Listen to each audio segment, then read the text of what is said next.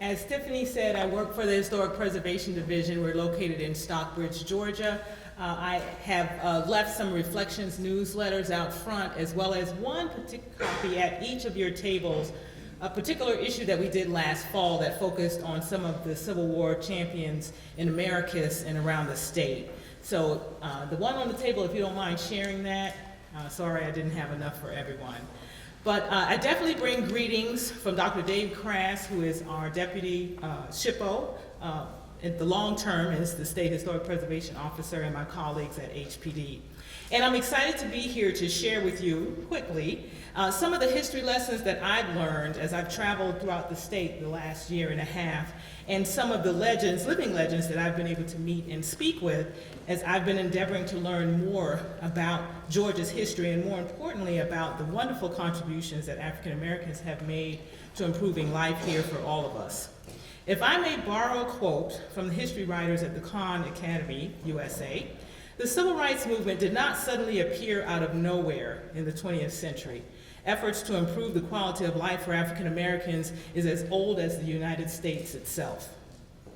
Some scholars suggest that the founders and investors in this American experiment raised civil rights issues in 1788, when they declared all men are created equal, then proceeded to adopt policies and practices that contradicted that fundamental concept.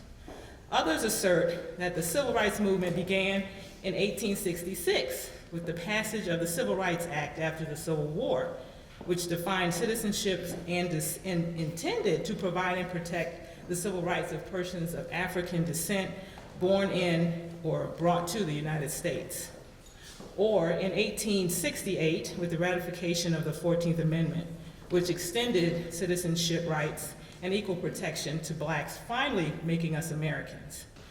But I offer for you to go a little bit further with me in thinking in terms of the lack of federal penalties and enforcement of these amendments, which left the work of finding remedies to the violation of these laws up to the individuals as the spark for the actual movement. Georgia's rural community holds an inspiring set of examples of such remedies. In the late 19th century, Black Republican farmers in Toliver County used their vote, a vote-in rather than a sit-in, if you will, to demand equal and fair treatment under the law. In 1889, Black farmers organized a chapter of the Color Farmers Alliance to promote their interest in raising, their efforts, I should say, to stem the tide of raising prices and higher interest rates, as their white counterparts had done just a year before. The rise of the populist movement here in Georgia at that time created a bit of a split amongst the white voters in Toliver County, but it also created an opportunity for the Black farmers to advance their need for free elections, honest vote counting, and for access to economic programs that were being initiated by the federal government.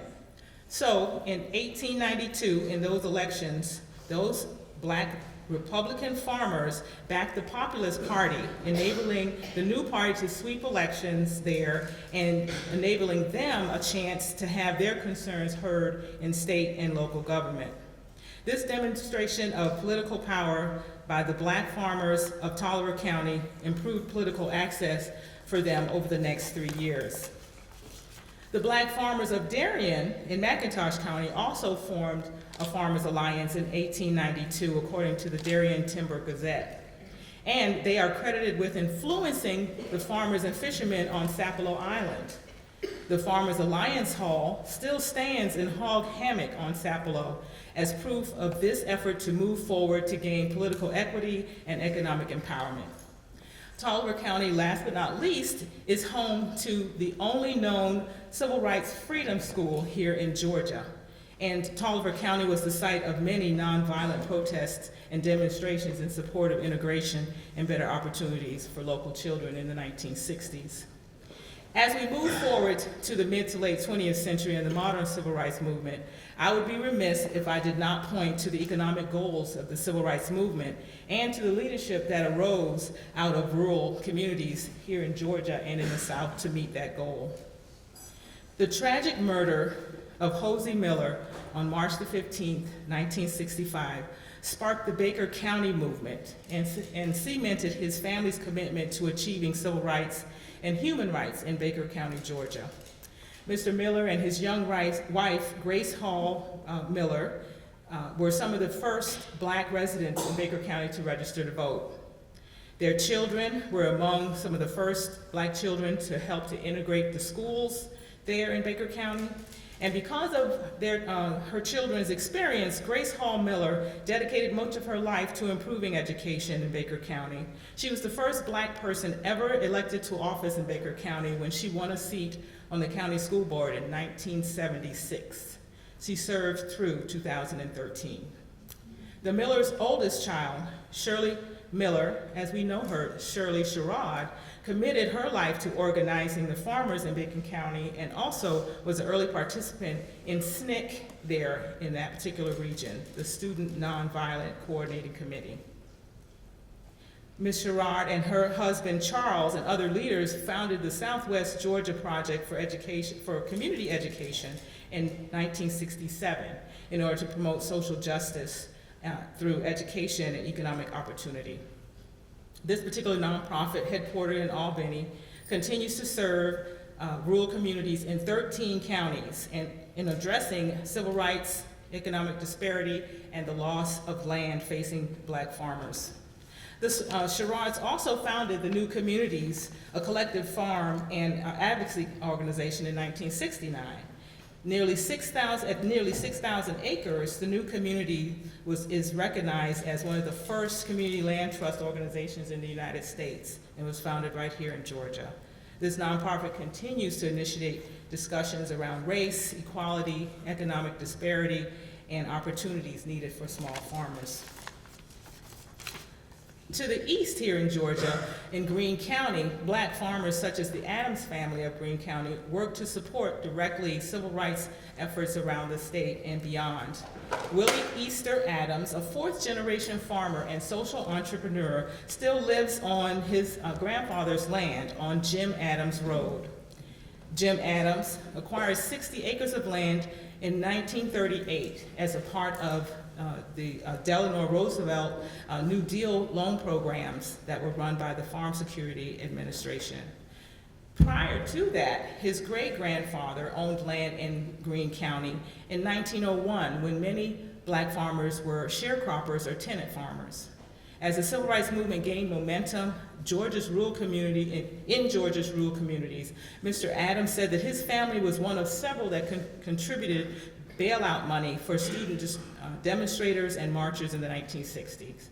Willie Adams also participated as a member of the Federation of Southern Cooperatives, and he participated in caravans that went to Washington, D.C. in 1992 to petition for equitable policies and programs to support agribusiness.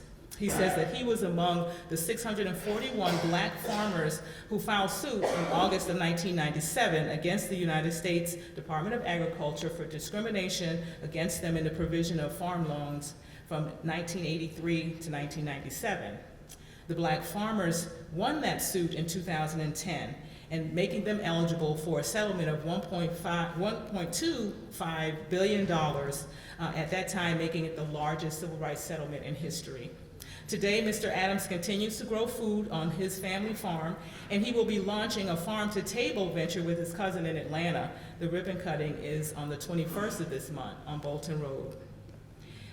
Also, back to the Federation, I must mention this stalwart civil rights organization celebrated 50 years last year. It's headquartered in Atlanta, and in 1967, the Federation was founded by folks who had been forged and molded by the civil rights movement to assist Black farmers to face the crisis of land loss and disparaging conditions in their communities. Wendell Paris, the first director of the Federation's training center in Alabama, said, and I quote, "If segregationists had given us the right to go in and eat in those restaurants back then, we didn't have any money to go in and pay for it anyway. The Federation was set up to make sure that you had money in your pocket." Currently, the Federation and the Emergency Land Fund have more than 70 active cooperative groups in their membership, 15 of those cooperatives here in Georgia.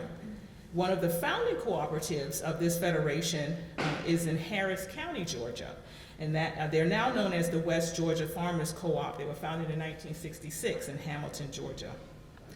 So as I close, I just wanted to give you kind of an overview, of course, of the civil rights here in rural Georgia and the impact that we've had. I look forward to hearing more from our presenters about this very important era that has made a change in all of our lives. Thank you.